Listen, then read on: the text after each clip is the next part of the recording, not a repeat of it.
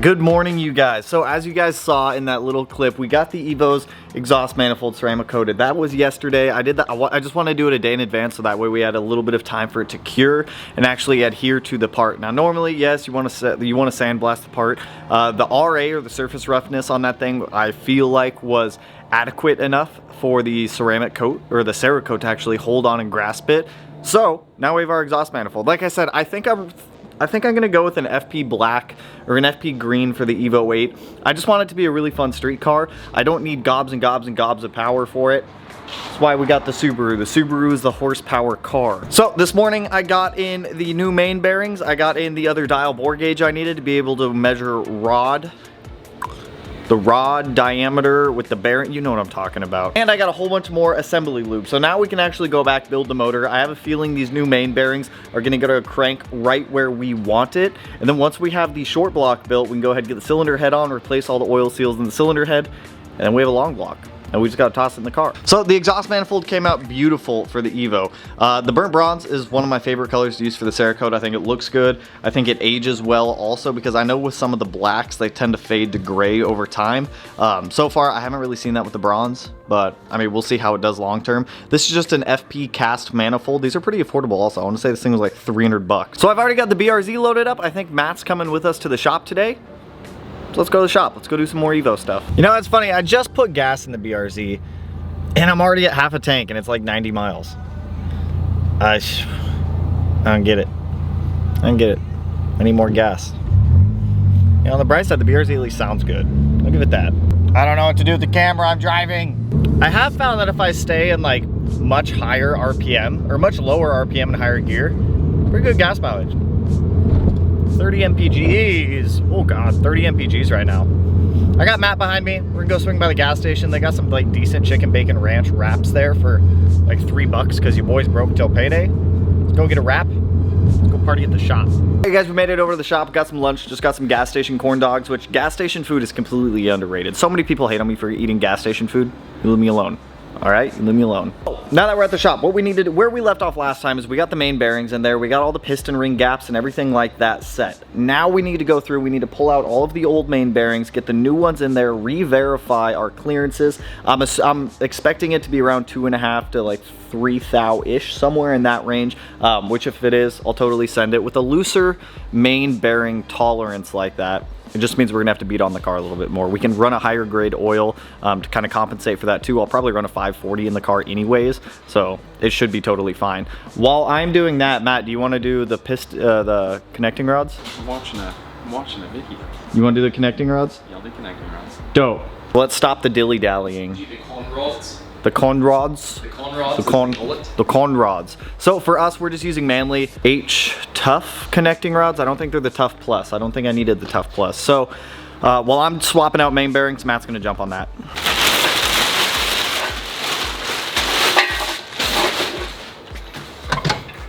Matt, this always scares me. Like, I know it's not going anywhere. It's scary. Every single time, like, don't fall, don't fall. Smaller engine.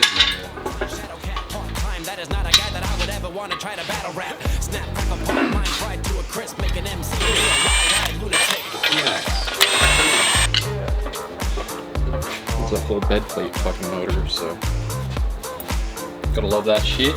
That's why I don't like iron. Like, that scares me. Yeah, I like everything to be pristine. I know it's fine, but it's just like, I don't like the surface rust imperfections.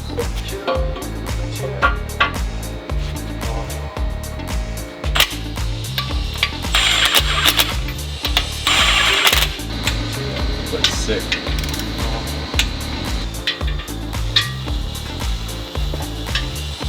That one's an easy one. Why am I at almost 6 thou? Why am I almost at 6 thou? Hold on, let me make sure I bought the right bearings. I'm guessing the temperature last time I read these measurements was too cold and it was making all the bearings contract. Because it was cold as shit in here last time I did this. Oh really? It was hella cold, so that was probably it. And if one day I'd like to get to the point where we have like a temperature controlled room to be able to do measurements. That one is also solid at 2.5. All right, well, I'm going to, you want to get the girdle off? I'll get the crank all lubed up. We can take the girdle off, get the crank in, And then torque it all back down? Yep. Fucking goddamn it. Dude, I shit you not. Last time I measured it, they were all way out. Well, it might have just been the reading on the crank. It was also cold as shit. I gotta clean the crank before I lube it. It was like maybe 30 degrees. What the fuck did I just grab? I don't know. Where's the other one? We don't know what we're doing. We swear this is not our first time. I swear the EJs I build go a lot smoother, you guys. All right, you guys, so before you go just slapping your cranking and whatnot, get some like brake parts cleaner, wipe down all of the journals, and then you're gonna want some assembly lube. I bought like the biggest thing of lube they have since we're just two dudes in a garage. We use a lot of lube. Yep. So we'll get both the bearings lubed up and the crank, so that way everything spins nice and free. We'll get it all torqued back down, and then from there I think we're gonna have to make a run to the auto parts store to go get we're gonna have to get a socket for the rods just because ARP uses a special 12 point. I don't have it. And then from there we can get the pistons in, we can have a like fully assembled short block. Red line assembly lube. Here's my thing, you can never have enough assembly lube. Like, I legitimately don't think you can have too much assembly lube. Belgian waffle daddy. Build my waffle daddy? Belgian waffle daddy. I thought they said build my waffle. Belgian waffle. Never understand. Dude, to be honest, like to be completely real here, I'm really surprised that Karma still runs. Why? That was my first motor I've ever built. You know why it still runs? Why? Because even though it was built terribly, it was built with love. It was built with love. I'm just kidding, it wasn't built terribly. You took your sweet time on that. And we've got our girdle here.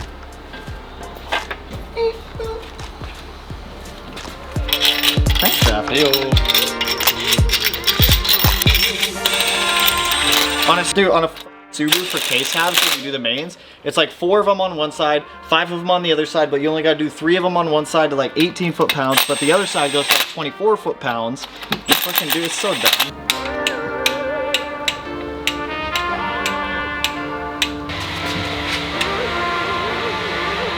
Maybe someday we'll have an angle torque wrench and make this easy. Never. Hey. Oh. Oops. Yeah, it's my oil cooler torque. Matt, look at it. It's work. That feels nice, dude. That feels real nice. Looking beautiful, man. All right, you guys, so we got the crank in. The original bearings actually fit perfect today. It's just temperature-wise, today's a better temperature for actually getting measurements than it was last time. Crank spins by hand pretty beautifully, to be honest. We cannot do the rods quite yet. We're gonna run to the auto parts store to go grab the correct bolts for the rods. Like I said, ARP uses a 12-point socket for these versus a standard 8-point. So let's go run and grab some bolts or some sockets. So some of you guys have been asking for videos on Chewy. So since we're running to the auto parts store, we're taking Chewy. I'll try to entice Matt to do a quick pull for us. It's literally like 3 blocks away. So if anything, it's a quick pull, but. If I'm doing a quick pull, we need to note in here that I've been having some issues for the first time in a long time with the car. So I'm on my low boost map. So this car is probably only putting down like 350 right now. It's whatever. 350, 1020. We're on you should have gone that way. Yeah. Yeah, because I don't know what these guys are doing up here. And for those of you that don't know, Chewy is the 2005 Outback. It's Matt's Outback. I'll link his channel down in the description if you guys want to go check that out. But it's built motor, built trans, Blausch Dom 2.5 or 1.5 XTR. It's a quick car.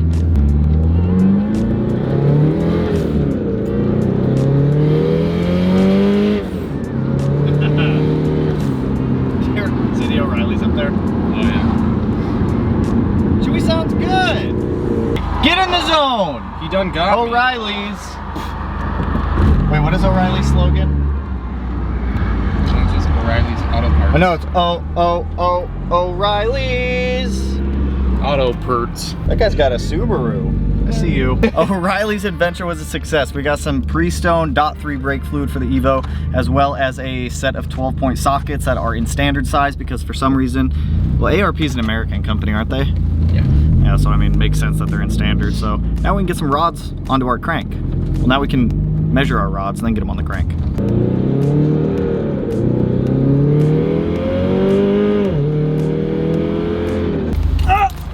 Reach! Reach! Touch the dongle.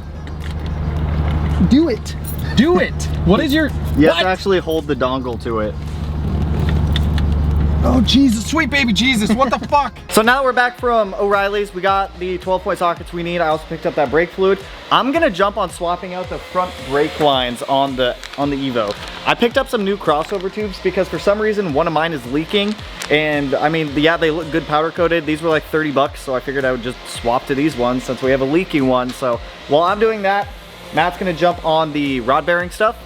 What should we get? What are you doing? Feeling it. Okay. I was just asking.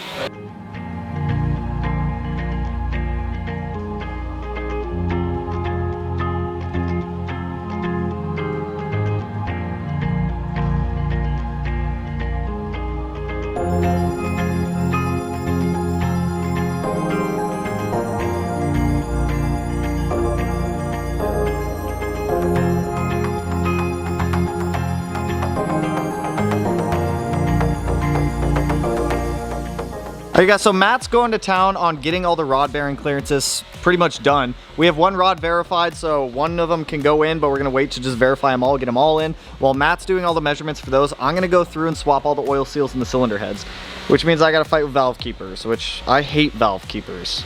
So this will be fun. So let's go to town, start knocking out cylinder head stuff, measuring rod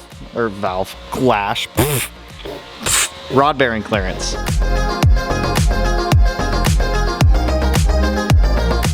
Small change of plans. So as Matt's going through getting all the measurements, I'm just gonna start installing these onto the engine. So the way, this is gonna be a little bit different than how we normally do it on Subarus. On Subarus, we'd install the rods onto the crank and then get the crank into the engine. With this, we actually need to get the rod onto the piston with both of the wrist pin clips and then get it into the engine. So I've got a specific Wiseco piston ring compressor for EVOs, so this should make life a little bit easier for us. So I'm gonna go ahead and get a piston slapped on this one and attempt to get it in here. I've never done it this way before, so this is all gonna be totally new to me. Luckily they do give you arrows, so that way you know which way to make your pistons point. And your rods. I always do the rod logos facing the front of the engine. You can do it however you feel. There's not really an orientation for connecting rods. So this will sit facing like that, which means I want the connecting rod to point that way. So send it. A little 4-cylinder bullshit. This is, I don't like that.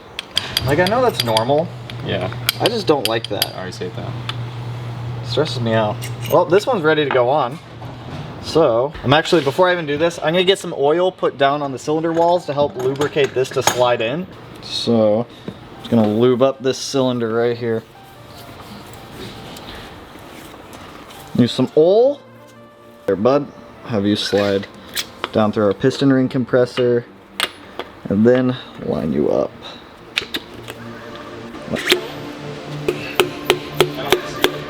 Three.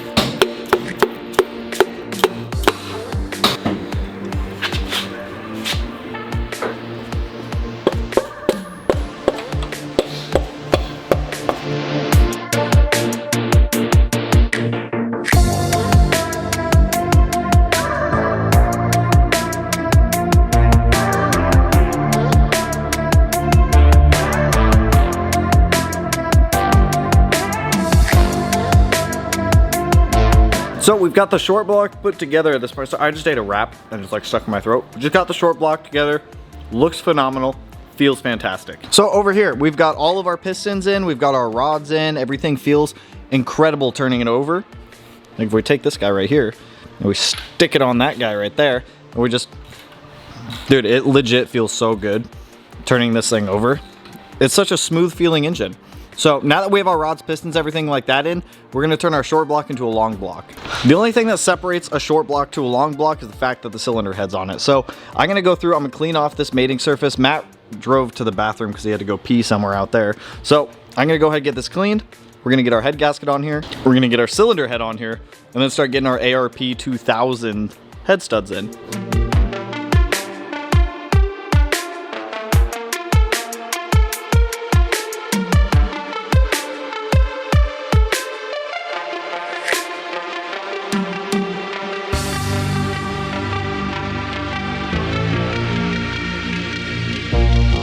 Yo, getting those head studs on was literally the worst part.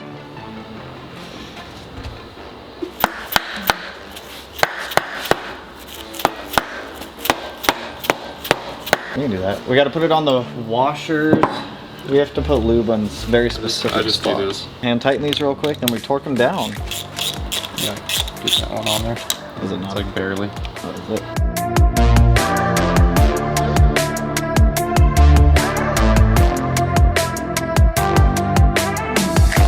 All right, you guys, we have somewhat assembled 4G. We have a long block now, which is good. Because now this coming week, I can come back, I can get like the oil pan on, the rear main seal, all of that stuff back onto the engine, the oil pump, the cams, the valve cover, all of that stuff. So that way we can get this thing ready to be dropped back into the EVO. And let me say, this thing looks for an old engine, it looks pretty good, I'd say. Next up, we're gonna do all the fun stuff. This is where we're stopping for tonight, but we can get the cams in, we can get the oil regulator, all the accessories on here. That way I can start seeing what I have, what I don't have, what I still need to buy, what I still need to order.